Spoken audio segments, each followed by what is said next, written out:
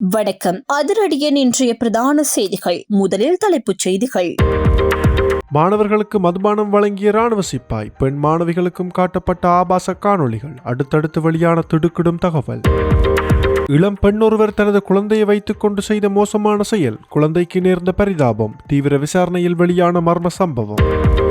திடீரென நாடு முழுவதுமே இருளில் மூழ்கும் அபாயம், முக்கிய துறையிடமிருந்து வந்த அவசர எச்சரிக்கை, வெளியிடப்பட்ட கருத்துக்கள். நாடாளுமன்றத்தில் அனகொண்டா, எதிர்க்கட்சியினரை தாக்கிய சம்பவம். நாட்டின் முக்கிய பகுதியில் இன்றிலிருந்து வானிலையில் மாற்றம், கொட்டி தீர்க்கப் போகும் கனமழை எங்கெங்கு தெரியுமா? தனது துல்லியமான கணிப்பை வெளியிட்ட முக்கிய புள்ளி. நாட்டில் அடுத்தடுத்து வேலை இழக்கப் போகும் பலர், மக்கள் மத்தியில் ஊடுருவிய புதிய தொழில்நுட்பம், விடுக்கப்பட்ட எச்சரிக்கை. நாடாளுமன்றில் ஸ்ரீதரன் எம்பியை பதவி விலக அழுத்தம், ஸ்ரீதரன் தொடர்பில் வெளியான உண்மை, நடப்பது என்ன? நகைக்கடை ஒன்றில் நகை பார்ப்பதற்கு வந்த நபர் செய்த மோசமான செயல், திடீரென ஓடிய சம்பவம், துல்லியமாக கணித்த சிசிடிவி காட்சிகள். யாழ்ப்பாணம் வந்த அனுர பேசிய விடயம் தொடர்பில் கிளம்பியுள்ள சர்ச்சை, வடக்கு கிழக்கில் பௌத்தத்தை பாதுகாக்க வேண்டும், முக்கிய தரப்பிடமிருந்து வந்த முறைப்பாடு. தொடர்வன விரிவான செய்திகள். விரிவான செய்திகளுக்கு செல்லும் முன்னர் இது போன்ற செய்திகளை உடனுக்குடன் அறிந்து கொள்ள எமது அதிரடி சேனலை சப்ஸ்கிரைப் செய்து கொள்ளுங்கள். திருகோணமலை கோம்பரங்கடவள அடம்பன பகுதியில் பாடசாலைக்கு செல்லும் மாணவர்களுக்கு கசிப்பு அருந்த கொடுத்ததாக கோம்பரங்கடவள போலீஸ் நிலையத்தில் முறைப்பாடு பதிவு செய்யப்பட்டுள்ளது. இந்த சம்பவம் நேற்றைய தினம் இடம்பெற்றுள்ளதாக தெரிவிக்கப்படுகிறது. ஓய்வு பெற்ற ராணுவ வீரர் ஒருவர் குறித்த சிறுவர்களை அழைத்து சென்று அவர்களுக்கு கசிப்பு வழங்கியதாக பாதிக்கப்பட்ட மாணவர்களின் பெற்றோர் போலீசாருக்கு அறிவித்துள்ளனர். இதனையடுத்து பாதிக்கப்பட்ட மாணவர்கள் கோம்பரங்கடவள பிரதேச வைத்தியசாலையில் சிகிச்சைக்காக அனுமதிக்கப்பட்டுள்ளதுடன் மேலதிக சட்ட வைத்திய பரிசோதனைக்காக திருகோணமலை பொது வைத்தியசாலைக்கு கொண்டு செல்லப்பட உள்ளதாகவும் தெரிவிக்கப்படுகிறது. 8ஆம் தரத்தில் கல்வி பயிலும் மாணவர்களுக்கு கசிப்பு வழங்கப்பட்ட இந்த சம்பவம் தொடர்பில் விசாரணைகள் ஆரம்பிக்கப்பட்டுள்ளதாக கோம்பரங்கடவள போலீசார் தெரிவித்துள்ளனர். இதற்கிடையில் போதைப்பொருள் இல்லாத நாடாக முப்படையினர் செயற்பட்டு வரும் நிலையில் ஓய்வு பெற்ற ராணுவ வீரர் ஒருவர் இவ்வாறான கீழ்த்தரமான செயலில் ஈடுபட்டமை மிகுந்த கவலைக்குரிய விடயம் என சிவில் சமூக அமைப்பொன்றின் பிரதிநிதி ஒருவர் எமது செய்தி பிரிவிற்கு தெரிவித்ததுடன் இது தொடர்பில் தீவிர விசாரணை நடத்தப்பட வேண்டும் என்றும் வலியுறுத்தியுள்ளார்.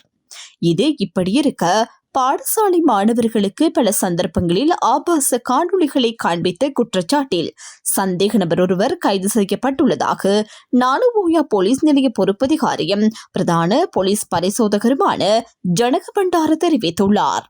பாடசாலை செல்லும் 11 முதல் 14 வயதிற்குட்பட்ட மாணவர்களுக்கு சந்தேக நபர் ஆபாச காணொளிகளை காண்பித்ததாக நானுவோயா பிரதேசத்தில் உள்ள பாடசாலைகளை சேர்ந்த மாணவர்கள் வழங்கிய முறைப்பாடுகளின் அடிப்படையிலேயே குறித்த நபர் கைது செய்யப்பட்டுள்ளார். பாதிக்கப்பட்ட சிறுமிகளிடம் வாக்குமூலங்கள் பதிவு செய்யப்பட்டதுடன் நானுவோயா பகுதியைச் சேர்ந்த 56 வயதுடைய 3 பிள்ளைகளின் தந்தையான சந்தேக நபரை நுவரெலியா மாவட்ட நீதவான் முன்னிலையில் ஆஜர்படுத்துவதற்கான நடவடிக்கைகள் மேற்கொள்ளப்பட்டுள்ளதாகவும் போலீசார் தெரிவித்துள்ளனர். இதேவேளை நானுவோயா போலீஸ் மகளிர் பணியகத்தின் பொறுப்பதிகாரி PS சஞ்சீவனி தலைமையில் போலீஸ் உத்தியோகஸ்தர்கள் இணைந்து நானுவோயா பகுதி மக்கள், பாடசாலை மாணவர்கள் மற்றும் தோட்ட தொழிலாளர்கள் மத்தியில் சிறுவர் துஷ்பிரயோகம் மற்றும் பாலியல் வன்கொடுமை தொடர்பான விழிப்புணர்வு திட்டம் ஒன்றை முன்னெடுத்திருந்தனர். இந்த விழிப்புணர்வு நிகழ்வின் போதே இவ்வாறான முறைப்பாடுகள் போலீசாருக்கு கிடைத்ததாக தெரிவிக்கப்படுகிறது. இந்நிலையில் நானுவோயா போலீஸ் நிலையத்தில் முறைப்பாடு அளித்த 6 மாணவிகள் சட்ட வைத்திய அறிக்கைகளை பெறுவதற்காக நுவரெலியா மாவட்ட பொது வைத்தியசாலையில் சட்ட வைத்திய அதிகாரியிடம் பரிசோதனைக்காக அனுப்பி வைக்கப்பட்டுள்ளதாகவும் போலீஸ் அதிகாரி மேலும் குறிப்பிட்டுள்ளார். சம்பவம் தொடர்பான மேலதிக விசாரணைகளை நானுவோயா போலீஸ் நிலையத்தின் மகளிர் மற்றும் சிறுவர் பிரிவினர் தொடர்ந்து மேற்கொண்டு வருகின்றனர். குருநாகல் மாவட்டத்தின் கிரையுள்ள பகுதியில் கிணற்றில் விழுந்து உயிரிழந்த 19 நாள் பெண் சிசுவின் தாயை போலீசார் கைது செய்துள்ளனர். இந்த சம்பவம் தொடர்பில் 30 வயதுடைய பட்டதாரி பெண் ஒருவர் கைது செய்யப்பட்டுள்ளதாக போலீசார் தெரிவித்துள்ளனர். சம்பவம் இடம்பெற்ற வேளையில் தாய், தந்தை மற்றும் குழந்தை மூவரும் வீட்டில் இருந்ததாகவும் போலீசார் குறிப்பிட்டுள்ளனர். திடீரென சத்தம் கேட்டதைத் தொடர்ந்து கணவன் விழித்து பார்த்தபோது மனைவியும் குழந்தையும் கிணற்றில் விழுந்திருந்ததை கண்டறிந்துள்ளார். கிணற்றில் விழுந்த நிலையில் அங்கு பொருத்தப்பட்டிருந்த குழாயின் உதவியுடன் தாய் வெளியே வந்துள்ளதுடன் குழந்தை கிணற்றுக்குள்ளே விழுந்த நிலையிலேயே மீட்கப்பட்டதாக தெரிவிக்கப்படுகிறது. குழந்தை பிறந்த பின்னர் ஏற்பட்ட மனநிலை குழப்பம் காரணமாக தாய் சிசுவுடன் கிணற்றில் குதித்திருக்கலாம் என போலீசார் சந்தேகம் வெளியிட்டுள்ளனர்.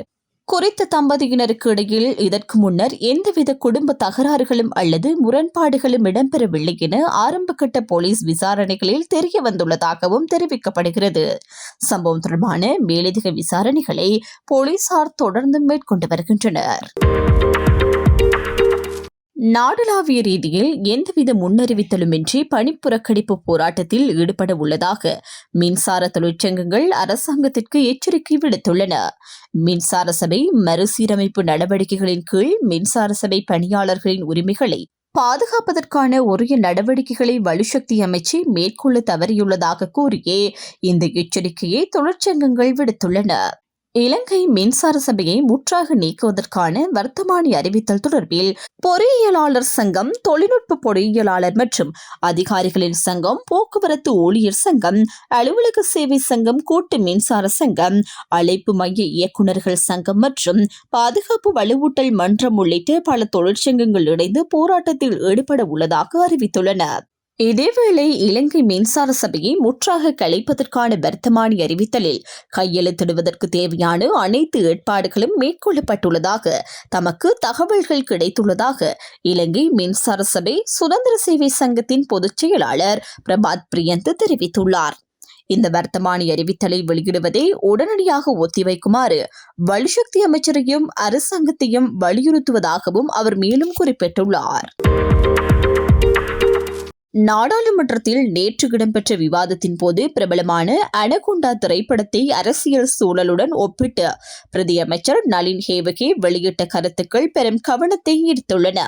இன்றைய தினம் நாடாளுமன்றத்தில் நடைபெற்ற விவாதத்தில் கலந்து கொண்டு உரையாற்றிய தொழிற்கல்வி பிரதியமைச்சர் நளின் ஹேவகே எதிர்க்கட்சியின் அரசியல் நகர்வுகளை அனகொண்டா திரைப்படத்தின் காட்சிகளுடன் ஒப்பிட்டு விமர்சனம் செய்தார். தோட்ட தொழிலாளர்களின் சம்பள உயர்வுக்காக எதிர்க்கட்சிகள் மேற்கொண்ட நடவடிக்கைகள் தோல்வியடைந்துள்ளதாக குறிப்பிட்ட அவர், அரசாங்கம் அந்த சம்பள உயர்வை நடைமுறைப்படுத்திய பின்னர் அதனை எதிர்த்து எதிர்க்கட்சிகள் நடத்திய அரசியல் நாடகத்தை அனகொண்டா 1 திரைப்படத்துடன் ஒப்பிட்டு பேசினர். மேலும் தற்போது பிரதமர் ஹரிணி அமரசூரியவுக்கு எதிராக நம்பிக்கையில்லா பிரேரணையை கொண்டுவர எதிர்க்கட்சிகள் தயாராகி வருவதாகவும், அந்த பிரேரணை நாடாளுமன்றத்திற்கு கொண்டுவரப்பட்டால் மக்கள் அரசியல் ரீதியில் அனகொண்டா 2 திரைப்படத்தையும் பார்க்கும் நிலை ஏற்படும் எனவும் அவர் தெரிவித்தார்.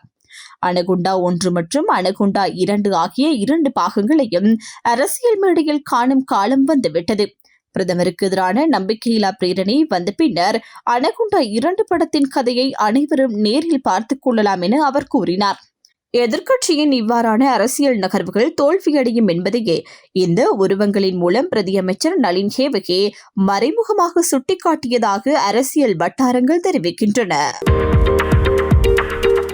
வடமாகாணம் உள்ளிட்ட நாட்டின் பல பகுதிகளில் இன்றைய தினம் முதல் எதிர்வரும் 27ஆம் தேதி வரையில் கனமான மழை பெய்யக்கூடும் என யாழ்ப்பாணம் பல்கலைக்கழக புவியியல் துறை பேராசிரியர் நாகமுத்து பிரதீபராஜா தெரிவித்துள்ளார். இது தொடர்பில் அவர் வெளியிட்டுள்ள அறிக்கையில், வங்காள விரிகுடாவில் இலங்கைக்கு தென்கிழக்கு திசையில் சிறிய அளவிலான வளிமண்டல மேலடுக்கு சுழற்சி ஒன்று உருவாக்கியுள்ளதாகவும் அது வடக்கு வடமேற்கு திசை நோக்கி நகர்ந்து வருவதாகவும் குறிப்பிட்டுள்ளார்.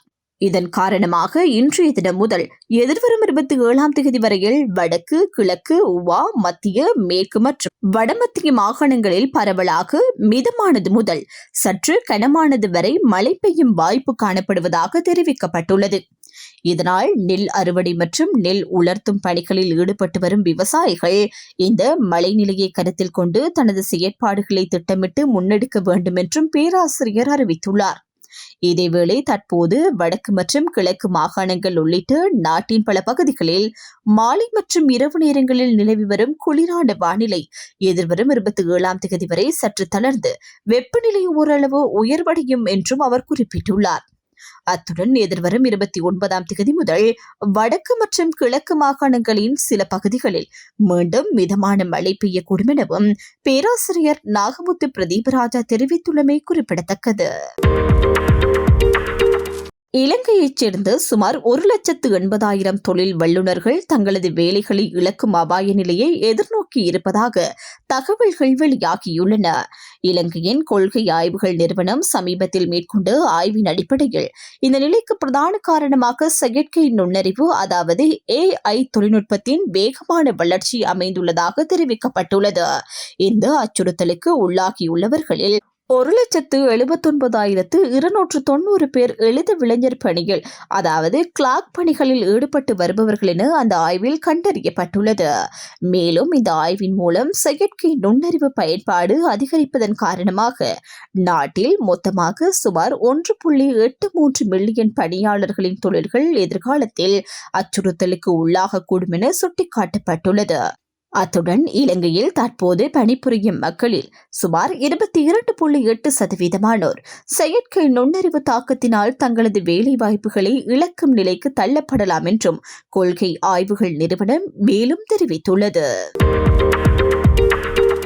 அரசியலமைப்பு சபையில் சிவஞானம் ஸ்ரீதரன் 8 தடவைகள் அரசாங்கத்திற்கு சார்பாக செயற்பட்டுள்ளதாக நாடாளுமன்ற உறுப்பினர் தயாஸ்ரீ ஜெயசேகர குற்றம் சாட்டியுள்ளார். நாடாளுமன்றத்தில் நேற்று நடைபெற்ற புதிய கல்வி மறுசீரமைப்பு தொடர்பான ஒத்திவைப்பு பிரேரணை மீதான விவாதத்தில் உரையாற்றும் போதே அவர் இந்த கருத்தை வெளியிட்டுள்ளார். இதன்போது மேலும் தெரிவித்த அவர், அரசுக்கு சார்பாக செயற்பட்ட ஸ்ரீதரன் நாடாளுமன்றத்தில் சிறுபான்மை கட்சிகளை பிரதிநிதித்துவப்படுத்தி அரசியலமைப்பு சபையில் உறுப்பினராக நியமிக்கப்பட்டவர் என குறிப்பிட்டார். அரசியலமைப்பு சபையை நிராகரித்த சில நியமனங்களுக்கு அவர் அரசாங்கத்திற்கு ஆதரவாக வாக்களித்துள்ளதாகவும் இது தொடர்பில் பாரிய சர்ச்சைகள் ஏற்பட்டுள்ளதாகவும் அவர் சுட்டிக்காட்டினார். லஞ்சம் மற்றும் ஊழல் விசாரணை ஆணைக்குழுவின் தலைவர் நியமனத்திற்கும் ஸ்ரீதரன் ஆதரவாக வாக்களித்துள்ளதாக கூறிய அவர், விதிமுறைகளின்படி லஞ்சம் அல்லது ஊழல் தொடர்பான பொறுப்பு இருந்தால் அதனை அறிவிக்க வேண்டும் என்றும் தெரிவித்தார். ஆனால் அவர் அதனை வெளிப்படுத்தவில்லை என குற்றம் சாட்டிய தயாஸ்ரீ ஜெயசேகர, ஸ்ரீதரன் பிரதிநிதித்துவம் செய்யும் அரசியல் கட்சியே அவரை அரசியலமைப்பு சபையிலிருந்து விலகுமாறும் அறிவுறுத்தியுள்ளதாகவும் கூறினார். இந்த செயற்பாடுகள் மூலம் அவர் வடக்கு மக்களின் உரிமைகளை பாதித்துள்ளதாகவும் அரசியலமைப்பு சபையில் தொடர்ந்தும் இருப்பதற்கு அவர் தகுதியற்றவர் என்றும் தயாஸ்ரீ ஜெயசேகர் தெரிவித்துள்ளார்.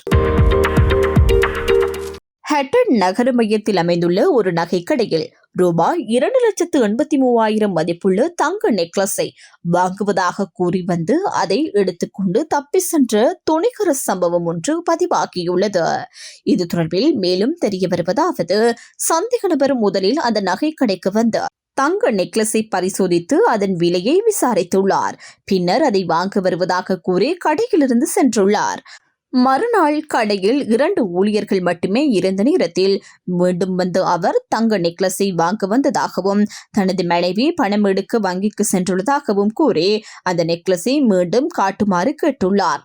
குறித்த நெக்லஸுக்கான பணத்தை பெறுவதற்கான ரசீது எழுதி வைத்த பின்னர் ஊழியர்கள் சந்தேக நபரிடம் அந்த நெக்லஸை வழங்கியுள்ளனர். அதனைத் தொடர்ந்து நேற்று பிற்பகல் 2:25 மணியளவில் சந்தேக நபர் தங்க நெக்லஸுடன் கடையிலிருந்து தப்பிச் சென்றுள்ளார். நகைக்கடையில் பொருத்தப்பட்டிருந்த பாதுகாப்பு கேமராவில் சந்தேக நபர் தங்க நெக்லஸை பரிசோதிக்கும் காட்சி மட்டுமே பதிவாகியுள்ளதாக தெரிவிக்கப்படுகிறது. இந்த சம்பவம் தொடர்பில் ஹட்டன் காவல்துறையில் புகார் அளிக்கப்பட உள்ளதாகவும் சந்தேக நபர் குறித்து யாருக்கு தகவல் தெரிந்தால் உடனடியாக ஹட்டன் காவல்துறைக்கு தெரிவிக்குமாறும் நகைக்கடை உரிமையாளர் கேட்டுக் கொண்டுள்ளார். ஜனாதிபதி அனுரகுமார திசாநாயக்க அண்மையில் யாழ்ப்பாணத்தில் வெளியிட்ட கருத்துக்கள் அடிப்படை உரிமைகளை மீறியுள்ளதாக குற்றம் சாட்டி மக்கள் போராட்ட குடிமக்கள் அமைப்பு எழுதிய கடிதம் தற்போது குற்றப்புலனாய்வு பிரிவினரின் பரிசீலனையில் இருப்பதாக தெரிவிக்கப்பட்டுள்ளது. வடக்கில் வசிக்கும் பௌத்தர்களின் பாதுகாப்பை உறுதிப்படுத்துமாறு அந்த அமைப்பு காவல்துறையினரிடம் கோரிக்கை விடுத்துள்ளது. இதுகுறித்து கருத்து தெரிவித்த காவல்துறை ஊடக பேச்சாளர் எஸ்யூ வுட்லர் குறித்த கடிதம் குற்ற புலனாய்வு பிரிவிற்கு அனுப்பி வைக்கப்பட்டுள்ளதாகவும் அது தொடர்பான விசாரணைகள் தற்போது நடைபெற்று வருவதாகவும் தெரிவித்தார். குற்றப்புலனாய்வு பிரிவின் அறிக்கை கிடைக்கும் வரை காவல்துறையினரால் இதுவரை எந்தவித உடனடி நடவடிக்கையும் எடுக்கப்படவில்லை என்றும் அவர் குறிப்பிட்டுள்ளார். இதற்கிடையில் யாழ்ப்பாணத்தில் நடைபெற்ற ஒரு நிகழ்வில் உரையாற்றிய ஜனாதிபதி அனுரகுமார திசாநாயக்க வடக்கில் உள்ள பௌத்த ஆலயங்களுக்கு செல்லும் பௌத்தர்கள் இனவாத நோக்கில்தான் பயணிப்பதாக கருத்து வெளியிட்டிருந்தார். ஜனாதிபதியின் இந்த கருத்து அடிப்படை உரிமைகளை மீறும் வகையிலானதாகும் என கூறி அதற்கு எதிராகவே மக்கள் போராட்ட குடிமக்கள். இத்துடன் அதிரடியின் இன்றைய பிரதான செய்திகள் நிறைவடைகின்றன. எமது செய்தி தொடர்பான உங்களுடைய கருத்துக்களை மறக்காமல் கமெண்டில் பதிவிடுங்கள். மேலும் இது போன்ற செய்திகளை உடனுக்குடன் அறிந்து கொள்ள எமது அதிரடி சேனலை சப்ஸ்கிரைப் செய்து கொள்ளுங்கள்.